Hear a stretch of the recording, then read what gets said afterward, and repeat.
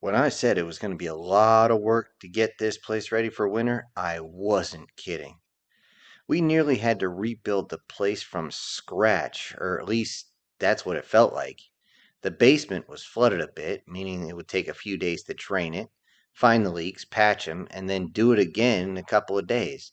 This would go on for at least a week. The windows needed some work, but thankfully they weren't busted. With the few bedrooms and the living room, there was only a little to take care of. But the dining room and the kitchen were another story entirely. Since the dining room was directly off the kitchen, it made it easy to move things around, life's little bonuses. The propane had run out, so the stove was useless, along with the refrigerator and anything else that ran on propane, so that had to go.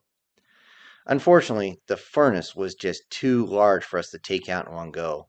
As strong as I am, I've got my limits. They would have to take it out in pieces later on. Since the dining room led to the basement and the bathroom, we had to design it so that a large group as theirs could fit in it. All but the Lamia could fit in there comfortably once we were done. The Lamia would have to keep a good portion of herself in the living room if she wanted to sit like everyone else. It still surprises me how fast she can move, being such a large snake like she is. The kitchen had to be rebuilt with a wood-burning stove. Thankfully, we were able to find a couple of Dutch ovens so that they could bake as well. Of course, having someone that is able to weld helps a lot too. While the majority of us worked on the kitchen, those small enough began to build a type of root cellar in the basement. When I got a good look at it, I had to chuckle a little. They had used parts from the furnace to make the shelves, and it looked like it was going to collapse under its own weight. I was glad to be wrong when it turned out that it was surprisingly stable. There were cold mornings, but the temperature had been surprisingly warm for this time of year. I wonder if we were in for a mild winter or suddenly onset of cold air coming soon. I didn't have time to think about that right now because it was time to hunt. I was surprised by the amount of game still around. The fish were just about done with their run, so it was time to move on to things that were a little bit harder to catch. While me and a couple others began hunting, the rest of the group began foraging. To my shock, one of the lizard females knows all about mushrooms. In these mountains, that is a huge deal. She was showing the others what was safe while they collected and ended up with so much that we would be able to take some back to the original farm. I could just imagine the look on their faces when I got the small bag full of them. While looking for game, I decided to try my luck on the other side of the mountain. I had forgotten how many times I had to circle just to gain enough altitude. Plus, the wind blowing and strong didn't help at all. Reaching the ridgeline, I was able to get over the hill to see something I was not expecting. The next valley was covered in dead bugs. I flew in a little closer to see what happened, and I could see the rotting carcasses of 4 different types of bugs. There were the mantis types, of course, but also a type of ant, a type of roach, and I wasn't sure what the other one was at the time. Not seeing any movement, I got close enough to see what the hell had happened.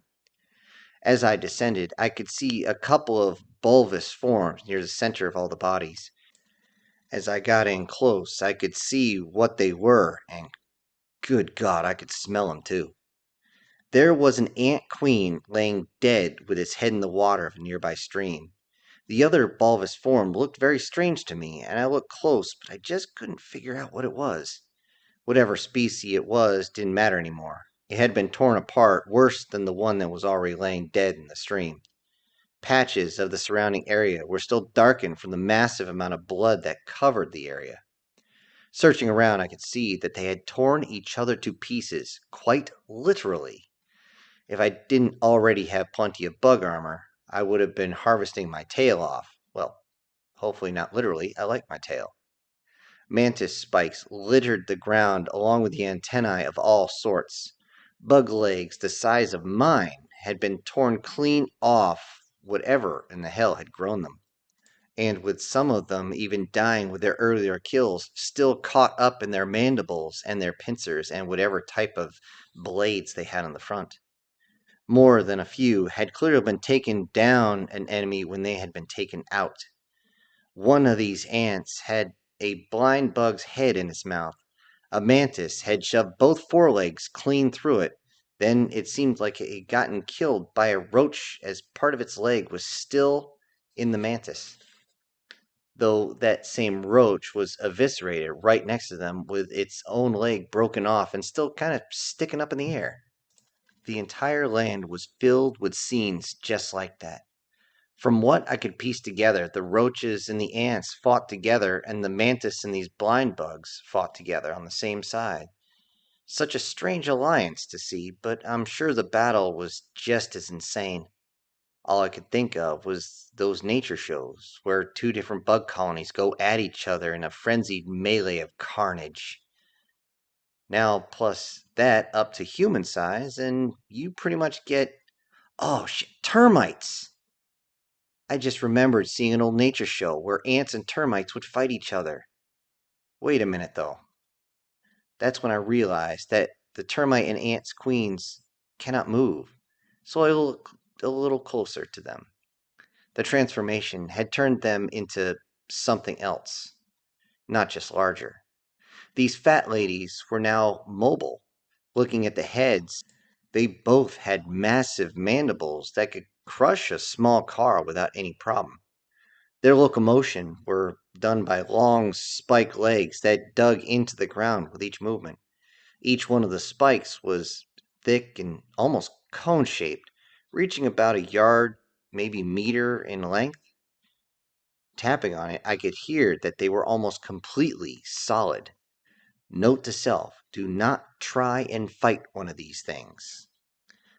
Along with the massive mandibles, each one seemed to have a weird type of arms near their mouths. This alone put a shiver down my spine to the tip of my tail. Realizing I wasn't going to find anything around here, I got ready to head back. That's when I heard something odd. There was a knocking, snapping, popping sound, and along with an almost muffled screeching.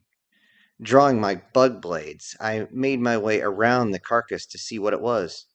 Silently, I moved to a point in which I could see, and what I saw I almost couldn't believe. Right in front of me were dozens of barely hatched, mutated ants and termites fighting each other. They couldn't be more than a foot tall, yet they still fought each other like cornered beasts. I could hear their mandibles and limbs cracking into each other as they kept trying to get a dominant position on each other. It looked straight out of a nature show, but it was live. I wanted to enjoy the show, but I would if it wasn't such a pain in the ass. Of course, that's what happens when a foot tall ant bites your tail. Thrashing around, I started slamming the little bastard onto the ground. After 2 or 3 hits, its neck broke and his body flew away, but the damn thing didn't stop, and the head kept going, continuing its mission trying to sever my tail. Laying my tail down, I stabbed the head with my blade and had to drive it all the way to the ground before the pressure began to lighten up. Using the other blade, I stabbed at the joint of its mandible until it broke off. And oh, what a relief that was. I pulled the head off my tail and looked. The little shit had begun to crunch through my armor. Well, I can't have that. Though it might have looked like a scene from a bad science fantasy show, I held out both my blades and began walking over to the young bugs still fighting. I tried to make it quick, but that was due to the fact I didn't want any of them biting me again. Damn, that stings. No pun intended.